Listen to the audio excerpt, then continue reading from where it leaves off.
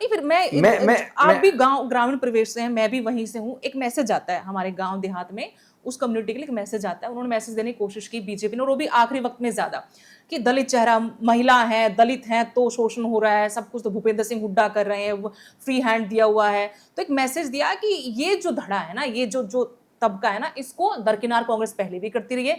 एक ये मैसेज दिया कि फिर से जाट मुख्यमंत्री बनेगा और फिर से वही हालात होंगे जो पहले होते रहे, दबा कर रखा है। और ये नेगेटिविटी इतनी फैलाई गई कि कांग्रेस को बड़ा नुकसान हुआ। 4 दिन में गेम बदल दिया बीजेपी ने। आप एक सर्वे करवाइए, आप एक सर्वे करवाइए आपके चैनल के माध्यम से, आप ये फैसला करवाइए कि किस समय हरियाणा का सबसे ज्यादा कोई दलित या पिछड़ा दबा रहा। चौधरी भूपेंद्र सिंह हुड्डा के टाइम सबसे ज्यादा दलितों को, एससी वर्ग को 100-100 गज के प्लाट मिले, 4 लाख प्लाट मिले। बीजेपी ने एक प्लाट देने का काम नहीं किया। पहले दलितों को राशन मिलता था, अनाज मिलता था, चीनी मिलती थी, गुड़ मिलता था, तेल मिलता था, सब कुछ मिलता। कार्ड भी वहीं से आया, गुलाबी कार्ड भी वहीं से आया। मनरेगा कौन लेके आया? मनरेगा कौन लेके आया? कांग्रेस। अब मुझे यह समझाइए, जब दलितों के इतने अधिकार मिले कांग्रेस की सरकार में, और भारतीय जनता पार्टी ने एक सिंगल काम दलित के लिए नहीं किया, तो फिर आप बताइए दलित कब दब के रहे? एक वर्ग भी मैडम ऐसा नहीं है जिसको लाठियों से ना पीटा गया हो। आंगनबाड़ी वर्कर्स को, सरपंच को, क्या आंगनबाड़ी वर्कर्स में दलित नहीं है? क्या सरपंचों में दलित नहीं है? क्या कर्मचारियों में दलित नहीं है? मैं तो कह रही हूँ इस बार थैले भर भर के मुद्दे थे कांग्रेस के पास। हाँ, मुद्दे थे। और कांग्रेस इतनी हवा होने के बाद कांग्रेस कहाँ रह गई? ये पर्ची खर्ची वाली चीज तो नहीं ले गई। आपके तो उम्मीदवार धड़ल्ले से बोलने लगे थे, वोट दे दो, नौकरियां दे देंगे। आपके वो बयान ले बैठे अध्यक्ष आपके नीरज शर्मा जी, वो बयान ले बैठे। गोगी जी ने बयान दिया, हाँ, उसका नुकसान हुआ। नीरज शर्मा जी ने बयान दिया, उसका नुकसान हुआ। उदयभान जी बयान तो उन्होंने भी दिया था सेम। मुझे उदयभान जी के बयान की मुझे जानकारी नहीं है, ईमानदारी से कह रहा हूं। मैं नाम लेता, मैं बिल्कुल नहीं डरता किसी भी बात से, मैं कभी झूठ नहीं बोलता। लेकिन इन बयानों से कांग्रेस को सही मायने में नुकसान हुआ है। ये बयान देने लायक नहीं है। पढ़ा लिखा हर घर का बच्चा, युवा जुड़ा हुआ था कांग्रेस के साथ, लेकिन वहां से मैसेज गया कि पर्ची तो उन्हीं की पहुंचनी है। नहीं, पर्ची नहीं, जाट बाहुल इलाकों में आप। अच्छा, एक बात बताइए, मैंने एक विधानसभा में एक बात कही थी, लेकिन एक ऐसी सरकार है जिसमें लोकतंत्र में जिसको तानाशाही करने की आदत हो चुकी है, कब तक? आप मुझे एक बात बताइए, यहां आज भारतीय जनता पार्टी के 48 विधायक हैं। 10 विधायक ऐसे हैं जो कांग्रेस के समय नौकरी लगे। अगर वो पर्ची खर्ची से लगे हैं तो फिर जो लाभ उनको मिले हैं वो लौटाइए सरकार को।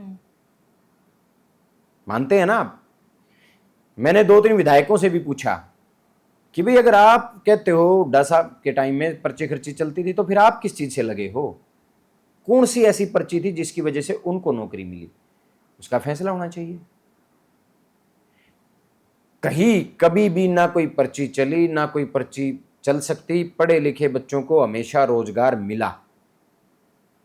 आज जो लोग बात करते हैं दलित की, जो लोग बात करते हैं रोजगार की, कौशल में कौन सा आरक्षण है? कौन सी रिजर्वेशन कौशल में है? मुझे आप बताइए। कोई रिजर्वेशन नहीं है कौशल में। कांग्रेस के सरकार में जो दबाने की, जो बात दलित को दबाने की बात करते हैं, कांग्रेस की सरकार में एचएसएससी और एचपीएससी से नौकरियां लगती थी, और रिजर्वेशन कोटा होता है, आपको भी पता है हरियाणा में रिजर्वेशन कोटा है, उससे नौकरियां मिलती थी। ऐसा थोड़ी है कि भाई रिजर्वेशन में कोई जर्नल का लग जाएगा जाके, नहीं। लेकिन आज कहां है? आज 5 साल से कोई नई भर्ती नहीं आई है। आज तो इतनी विश्वसनीयता गिर चुकी है इस सरकार की। मुख्यमंत्री के पद पे बैठे हुए हमारे जो मुख्यमंत्री हैं, वो सेशन में घोषणा करते हैं कि मैं डंके की चोट पे कहता हूं, कौशल कर्मचारियों को, कच्चे कर्मचारियों को मैंने जॉब गारंटी दे दी है। विधानसभा में बिल लाया गया मैडम, जिस हरियाणा के सबसे बड़े सदन में कोई चीज का बिल आ जाए, मुख्यमंत्री के मुंह से जॉब गारंटी आ जाए, और आप 3 महीने बाद ही कौशल के कर्मचारियों को घर भेजना शुरू कर देते हो। एक ऐसी सरकार, कौशल क्या, दूसरे कर्मचारी भी घर ही जा रहे हैं अब सब तो। सब घर जा रहे हैं। कच्चे मतलब जॉब गारंटी बिल आया, कौशल के कर्मचारियों को और कच्चे कर्मचारियों के लिए आया था वो, आज उनको घर भेजा जा रहा है। अनेकों कर्मचारी ऐसे हैं जो आप हैरानी होगी आपको, डी ग्रुप के 800 से ज्यादा कर्मचारियों से 1 साल से ज्यादा काम करवाया गया और उनको तनख्वाह नहीं दी। मैंने विधानसभा में मुद्दा उठाया, तब जाके कुछ एक लोगों को, कुछ एक कर्मचारियों को तनख्वाह दी है। 1 साल से आप काम करवा रहे हो और आप तनख्वाह नहीं दे रहे, कैसे उनका घर चलेगा? उनको डिपार्टमेंट नहीं मिला है, उनकी डॉक्यूमेंट वेरिफिकेशन अभी तक कंप्लीट नहीं है। तो ये बताइए दबा कौन रहा है? सरेआम सड़कों पे महिलाओं को लठ मारे जा रहे हैं, सरेआम रोजगार मांगने वाले युवाओं को पीटा जा रहा है। नहीं, मैं तो पहले ही कह चुकी थी, तो भर दबाया, के इस बार मुद्दे थे कांग्रेस के पास, तो कांग्रेस ने फिर मुद्दे हार उठाए। गई। ये जीत का सहरा बंधने ही वाला था, उससे पहले सब गड़बड़ कहाँ हो गया, बाद में कहते ईवीएम ने गड़बड़ कर दी। देखिए, लेकिन और भी बहुत सारे मुद्दे हैं और मैं आपको एक छोटी सी बात इस पे भी कहना चाहूंगा। श्री राम जी को सुबह राज्याभिषेक उनका होना था, लेकिन रात को दशरथ जी ने उनको किसी कारणवश वनवास दे दिया और उनको 14 साल का वनवास हुआ। 14 साल बाद आए, राम राजा बने और राम राज की स्थापना हुई। हम भी 15 साल बाद आएंगे, एक अच्छी सरकार बनेगी और अच्छी सरकार बन के हरियाणा में एक बार फिर राम राज लागू होगा, क्योंकि लेकिन मैं आपको कह रही हूँ कि तब तक कम से कम मुख्य विपक्षी पार्टी के नाते जनता की आवाज आप बनते रहिए। जबरदस्त बुलंद हमने सेशन में आवाज उठाने का काम किया। कांग्रेस के हर विधायक ने, जिसने भी अपनी बात रखी, जिसको भी अपनी बात रखने का मौका मिला, हर मुद्दे पे, जनता से जुड़े हुए हर मुद्दे पे बेबाकी से अपनी बात रखने का काम किया, क्योंकि लगभग 40 से ज्यादा विधायक इस बार नए आए हैं, आधा सदन नया है। तो कांग्रेस के सभी नए विधायकों ने, सभी सीनियर विधायकों ने बड़ी मजबूती से बात रखी और सरकार को आईना दिखाने का काम किया। और रही बात आप सड़क की, सड़क के ऊपर केवल कांग्रेस लड़ रही है। देश में चाहे आप राहुल गांधी जी की बात कर लीजिए, आज राहुल गांधी जी कश्मीर में शहीदों के घर गए और कश्मीर में जो शहीद हुए, जिन घरों के फैमिली मेंबर्स चले गए, उनके घर गए।